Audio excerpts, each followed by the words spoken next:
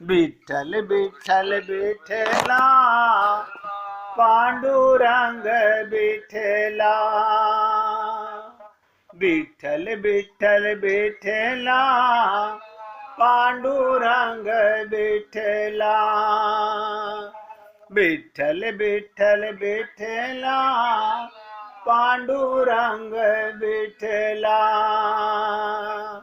विठ्ठल विठ्ठल विठ्ठला पांडुरंग विठ्ठला, विठ्ठल विठ्ठल विठ्ठला पांडुरंग विठ्ठला, विठ्ठल विठ्ठल विठ्ठला पांडुरंग विठ्ठला, विठ्ठल विठ्ठल विठ्ठला पांडुरंग विठ्ठला। सभी पुण्य आत्मा पूरी एकाग्रता से सोचिएगा, अब मैं तो सेवक बन के आपकी सेवा कर रहा हूं और निवेदन कर रहा हूं, कभी भी किसी संत महात्मा के आगे मन बुद्धि मत लगाओ। अनन्य भक्ति हुई नहीं तुम्हारी, भगवान के सामने ही बुद्धि लगाना। प्रभु जी उसके 4 पहले से बेटे थे, एक और दे दिया, हमारा एक था उसे भी मार दिया, भगवान को भी कटघरे में खड़ा कर दिया, वहां भी बुद्धि लगाई। देखो कमाल की चीज। ऐसे ही गुरु के सामने वो आपको बहुत ज्यादा चंदा देते हैं, उनको तो आप सम्मान करके अपने पास बिठाते हो, हम कुछ नहीं देते तो हमें दूर बिठाते हो। हम लोगों का हाल, हम मन के गुलाम, बुद्धि के गुलाम यही अनंत जन्मों से करते रहे। ऐसा नहीं है कि हमें अनंत जन्मों में अनंत संत महात्मा मिले, लेकिन हम मन बुद्धि के चक्कर में नहीं जान सके। तो भक्ति भगवान की कृपा का पक्ष है, शरणागति भगवान की कृपा का पक्ष है। ज्ञान और कर्म का ईश्वर निराकार है, पर भक्ति का ईश्वर साकार है। वहां छिपना नहीं, ध्यान दो। कर्म और ज्ञान में भगवान छिपे रहते हैं। आप कर्म करते रहो, भगवान आपको फल देते रहेंगे। आप कितने ज्ञानी बन जाओ, ज्ञानी का भगवान कभी सामने साक्षात्कार नहीं करता, निराकार रूप में रहता है। जितने भी निराकार के उपासक हैं, भगवान उनको भी मिलते हैं, लेकिन साक्षात्कार नहीं, उनको केवल्य मोक्ष देते हैं। और जो भगवान के सरेंडर हो जाता है, शरणागत हो जाता है, फिर भगवान छिप नहीं पाते। प्रत्यक्ष होना ईश्वर का स्वरूप है। करुणा सागर भगवान आकर बाली के सामने खड़े हो गए। आज आपने समझा, जैसे ही गिरे भगवान सामने। हम गिरते नहीं, भगवान उठाते नहीं। हम अपनी बुद्धि लगाते हैं, अपनी ताकत लगाते हैं, हमारे पास पैसे की कमी है, हम गिरे। कोई बात नहीं, मत गिरो, मत गिरो। ये पैसा, ये बुद्धि आपका नहीं है, ये भी भगवान की कृपा है। आपके पास एक सांस तो अपना है नहीं, और पैसे को अपना मान रहे हो। अकल की बात देखो हमारी, हमारे पास एक सांस लेने की ताकत नहीं है, और पैसे को अपना मान रहे हैं। बाली पहले तो शास्त्रार्थ करता है भगवान से, बड़ा तर्क वितर्क करता है, पर जब भगवान के चुनाव करने का अवसर आया, तब उसने वेदांत के ब्रह्म कर्म सिद्धांत के ईश्वर के स्थान पर भक्ति के भगवान का चुनाव किया। वो तुरंत गिर पड़ा। ये भगवान से बोला। अब ध्यान से सुनिएगा, भक्ति का कमाल देखो। बाली के मुख से, और लोग, मुझे बड़ा ताज्जुब होता है जो कहते हैं ना, बाली को भगवान ने छुप के मारा। भाई भैया, तुमको नहीं पता, सच्चाई को जानो। अब मैं नहीं कह रहा हूं, बाली बोल रहा है, ध्यान से सुनो। भगवान का ही चुनाव किया, और भगवान से बाली क्या बोला? सुनऊ राम स्वामी सन चलन चातुरी मोर, हे प्रभु सुनऊ राम स्वामी। सन चल न चातुरी मोर, तुम्हारे सामने मेरी बुद्धि 0/100 है, नहीं चल सकती। और प्रभु अजऊ मैं पापी अंत काल गति तोर, प्रभु अजऊ मैं पापी। बताओ, हमने ये चौपाई नहीं पढ़ी बाली की कि आपके सामने मेरी वाक चातुरी तो नहीं चल सकती, परंतु प्रभु मैं आपसे एक बात फिर पूछना चाहता हूं। क्या? प्रभु अजऊ, अजऊ माने आज तक, जब तक आप नहीं थे तब तक मैंने जो पाप किए उसका दंड तो आपने मुझे दे दिया, मुझे पापी माना, यहां तक तो ठीक, ध्यान से सुनो। पर अब जब आप मेरे सामने खड़े हो और मैं आपके दर्शन कर रहा हूं, तब आप बताइए कि मैं पापी हूं या नहीं हूं। ये भक्ति का कमाल है। बड़ा विचित्र प्रश्न किया उसने। प्रभु अजऊ मैं पापी अंत काल गति तोल। अब मुझे बताइए, जब आप मेरे सामने प्रकट हो गए तब सारे पाप मिट गए। शरणागत होने का मतलब, साक्षात्कार होने का मतलब, भगवत प्राप्ति होने का मतलब तुम्हारा सब कुछ भस्म हो गया। जैसे भगवान ने गीता में कहा, सर्वधर्माणि परित्यज्य माम एकम शरणं व्रज अहम त्वाम सर्व पापेभ्यो मोक्षयिष्यामि मा शुचे। तेरे सारे पापों की फाइल अनंत जन्मों की जला के राख कर दूंगा एक शरणागति से। अब पूछ लिया कि प्रभु आप बताइए, अब मैं पापी हूं या नहीं? प्रभु अजऊ मैं पापी, क्या मैं अभी पापी हूं? अंत काल गति तोर, बताइए। भगवान क्या बोले? हम रामचरितमानस पाठ की तरह करते हैं, एक एक चौपाई पर कभी अटक करके समझने का प्रयत्न नहीं किया। हम तो सुंदरकांड को 40 मिनट में खत्म कर लेते हैं, 1 घंटे में तो हमें घर जाना होता है। देखो कमाल की चीज, 1 घंटे में मैं देखता हूं लोगों को सुंदरकांड का पाठ करके अब हमें घर जाना है, अब सारा दिन के हम रामायण पढ़ते रहेंगे। तो किसने कहा था ये जो तुम 1 घंटे का सुंदरकांड पाठ करते हो, इससे होता क्या है? ये कभी पूछा किसी से? ये तुम मंदिर में जाते हो, इससे होता क्या है? अपनी बुद्धि का कमाल, अपने रिश्तेदारों को खुश कर रहे हैं। हम आए ना तुम्हारे यहां सुंदरकांड में, अब कल तुम आना सत्यनारायण भगवान की कथा में। धोखेबाज को धोखा दे रहा है और हम बड़े खुश हो रहे हैं, वो भी आया था, वो भी आया था। और हम लोग ऐसे अच्छे मौके को छोड़ करके भी इन पागलपने में लगे रहते हैं। हम सबका हाल है, ये बता रहा हूं। भगवान क्या बोले जब बाली ने कहा, प्रभु अब मेरी क्या गति है, बस इतना बता दीजिए। अब तो आपसे साक्षात्कार हो गया, आमना सामना हो गया, मैं गिर पड़ा, अब तो मेरे अंदर कोई ताकत नहीं रही, मैं हार गया। अब बताइए मेरी क्या गति है? आपका दर्शन कर रहा हूं, मैं पापी हूं या नहीं? भगवान क्या बोले? सुने और समझें और जीवन में उतारिएगा। आप और हम लोग किसी को धोखा नहीं दे रहे। हम मन के गुलाम होकर ये भी डिसाइड नहीं कर पाते कि हमारे लिए क्या जरूरी है और क्या जरूरी नहीं है। हम मन के गुलाम होकर वो करते हैं जो हमारा मन चाहता है।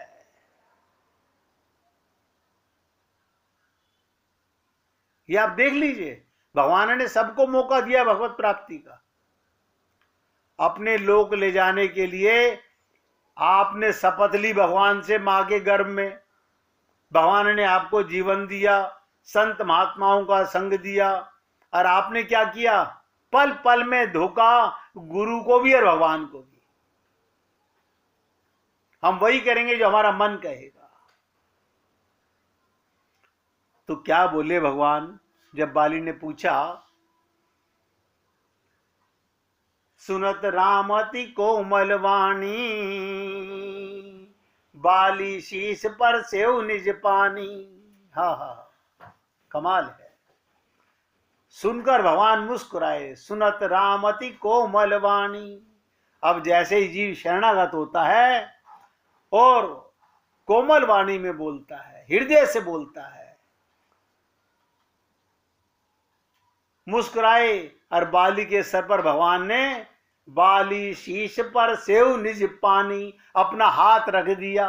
बताइए भगवान ने क्या करा, तुरंत अपना हाथ बाली के सर पर रख दिया। भक्तों के भगवान जो कर्मों के परिणाम को भी क्षमा करने को प्रस्तुत करते हैं, जीव के ऊपर दया करके उसके अभिमान को नष्ट करके उसके सर पर हाथ रख देते हैं, इसका अभिप्राय अखिल विरुद्ध आश्रय ईश्वर एक और कठोर बनकर पाप का संहार कर रहे हैं और दूसरी ओर कोमल बनकर भक्त की रक्षा भी कर रहे हैं। भगवान कहते हैं कर्म का फल देता हूं और शरणागत का कृपा करता हूं। यही हाथ, ध्यान से सुनो, यही भगवान का हाथ कर्म का फल बाण मार के दिया। अब बाली के मस्तक पर भी वही हाथ है। अब सोचिएगा, आपका अभिमान मारने के लिए, अहंकार मारने के लिए भगवान आपको दंड देते हैं। अब आप ये मत सोचिएगा कभी हमारे भी बाण लगेगा। अरे बाबा, रोज लगते रहते हैं, लेकिन हम कहते हैं कोई बात नहीं, लाख रुपए खर्च हो गए, अभी 50 लाख रुपए पड़े हैं हमारे पास में। अभी हम लोग अपनी बुद्धि की ताकत के आगे झुकते नहीं हैं। यही हाथ जिससे बाण चलाया, वही हाथ बाली के सर पर रखा। ध्यान दो और पूरी ताकत से समझने का प्रयत्न कीजिएगा। क्यों? मैं फिर आपसे निवेदन कर रहा हूं बोलने से पहले, बुद्धि लगाने वाला व्यक्ति सदा हारेगा। हम नहीं समझ पाते थे, हमारे गुरु ने कहा गधे की अकल से, और हम सब लोग अपनी बुद्धि लगा के सत्संग सुनते हैं, इसीलिए हम कामयाब नहीं होते। अब बाली का अंतःकरण शुद्ध हो गया। कमाल है, अब अंतःकरण शुद्ध हुआ। सरेंडर होते ही ऐसे सोचिएगा, शुद्ध अंतःकरण होने पर क्या पोजीशन होती है, क्या स्थिति बनेगी। अरे काम, क्रोध, लोभ, मोह सब खत्म। कमाल की चीज देखो, काम भी खत्म, क्रोध भी खत्म, लोभ भी खत्म, मोह सब खत्म, अंतःकरण शुद्ध हो गया। क्या मतलब? जो गड़बड़ बाली के अंदर अनादिकाल से थी सब चली गई। अब कोई 1000 गाली दे, आप नॉर्मल रहेंगे। और अभी तो यह हाल है कि किसी ने बेवकूफ कहा, क्या कहा? माया के सेनापति। देखिएगा, अगर हमको कोई बेवकूफ कह दे तो तुरंत काम, क्रोध, लोभ, मोह, हमारे विकार तुरंत सामने आ जाते हैं। ये माया के सेनापति हैं।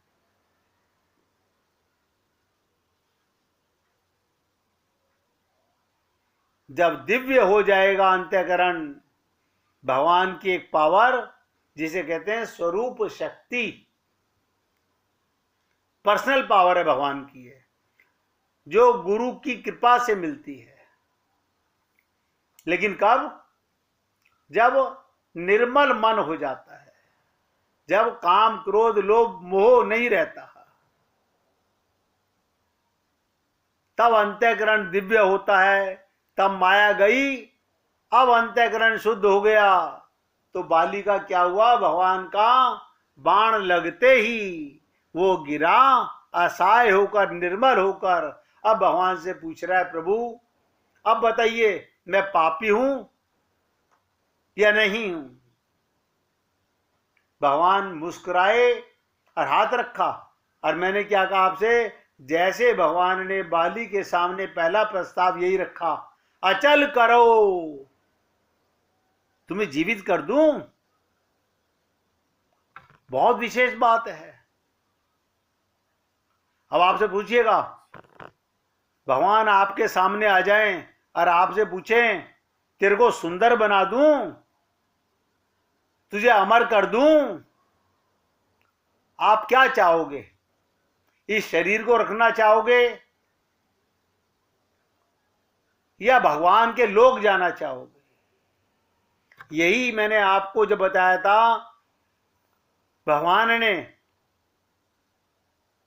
जटायु से कहा था, अचल करो, तुम्हें स्वस्थ कर दूं, शरीर दे दूं वापस। उसने कहा, प्रभु किसे धोखा दे रहे हो? शरणागति का मतलब ही कुछ और होता है। तो बाली ने भी को भी भगवान ने कहा, अचल करो, बाली मैं चाहता हूं तुम जीवित रहो। ये दूसरे पात्र हैं जिनसे भगवान से जीवित रहने को अनुरोध कर रहे हैं। इसके पहले मैंने आपको बताया था, गीधराज से भी यही कहा था। बाली ने जब कहा, तब तक बाली की इतनी अधिक उन्नति हो चुकी थी। क्या बताओ, आपका अंतःकरण शुद्ध होते ही, आत्मज्ञान होते ही, ये कूड़ा करकट का संसार, ये गंदा शरीर, मल मूत्र विष्ठा से भरा हुआ, कौन मूर्ख चाहता है? आप बताइएगा। जितने द्वार, सबसे गंदगी निकलती है। अगर आपका शरीर आपके सामने खोल के रख दिया जाए तो आपको उल्टी हो जाएगी। आत्मज्ञान होने के बाद, भगवान का साक्षात्कार होने के बाद, ऐसा कोई मूर्ख आज तक पैदा नहीं हुआ जो एक गंदगी का संसार चाहेगा, माया का संसार चाहेगा। बाली की इतनी उन्नति हो चुकी, वो इतना अधिक आगे बढ़ चुके कि ना तो उन्हें ज्ञान की दृष्टि से जीवित रहना उचित लगा, अब जीवित नहीं रहना, और ना ही भक्ति की दृष्टि से उनके मन में ये बात आई कि प्रभु प्रतिज्ञा कर चुके हैं मुझे मारने की, ये उनका ही संकल्प है, अवश्य मेरे कल्याण के लिए उन्होंने ऐसा संकल्प किया है कि मैं उसे एक बाण से मारूंगा, और यदि मैं जीवित रहना चाहूंगा तो प्रभु की प्रतिज्ञा झूठी हो जाएगी। देखो कितना ऊंचा भाव है, उनका संकल्प असत्य हो जाएगा। यानी आज आत्मज्ञान होते ही भगवान को झूठा नहीं करना चाहता, जीवित रहने की इच्छा प्रभु की इच्छा के विपरीत है, क्योंकि उन्होंने कहा था एक बाण में मार दूंगा। इसलिए उन्होंने प्रभु के प्रस्ताव को हाथ जोड़कर नम्रता पूर्वक अस्वीकार कर दिया। और आप हम लोग हाथ जोड़ के, हे प्रभु, एक गंदगी का साम्राज्य, गंदगी का संसार हमें इतना दो कि हमारे पोते पड़पोते इसे भोगे। देखो हम लोग बुद्धिमान, अंतःकरण से गंदे, मन बुद्धि सब मलिन, काम क्रोध लोभ मोह से भरे हुए, रोज मंदिरों में जाकर के यही मांगते रहते हैं।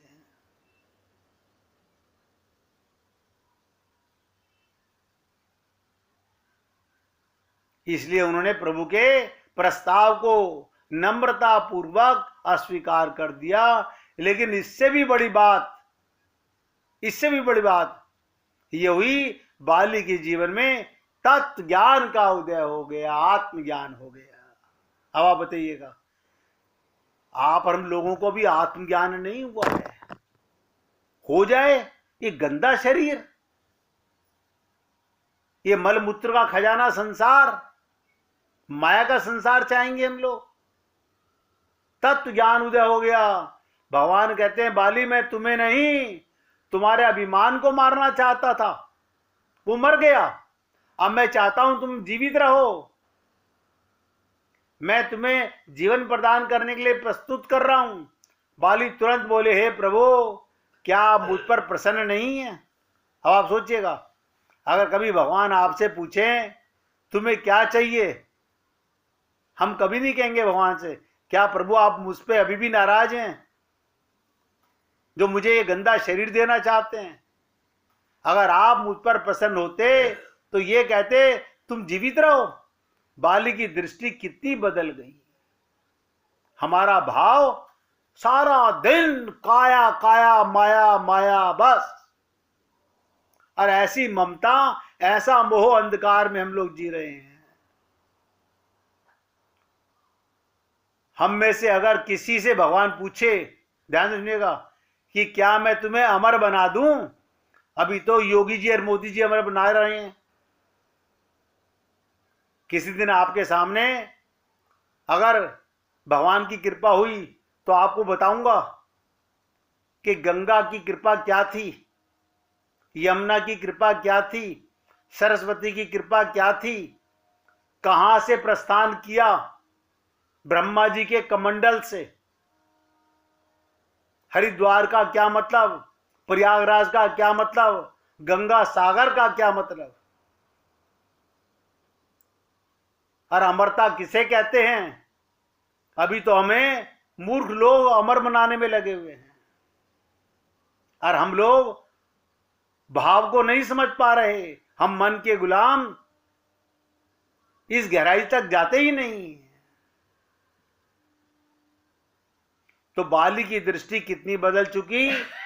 हम में से अगर किसी से भगवान पूछे कि क्या मैं तुम्हें अमर बना दूं, तो हमें कैसा लगेगा।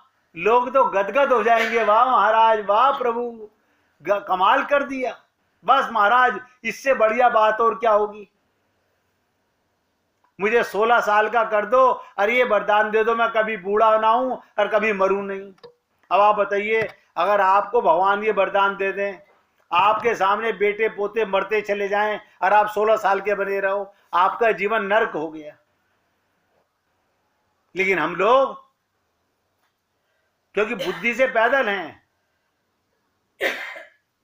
यही चाहेंगे। बहुत इंपॉर्टेंट बात इससे आगे आ रही है, उसकी चर्चा करते हैं 1 मिनट कीर्तन करके। रघुपति राघव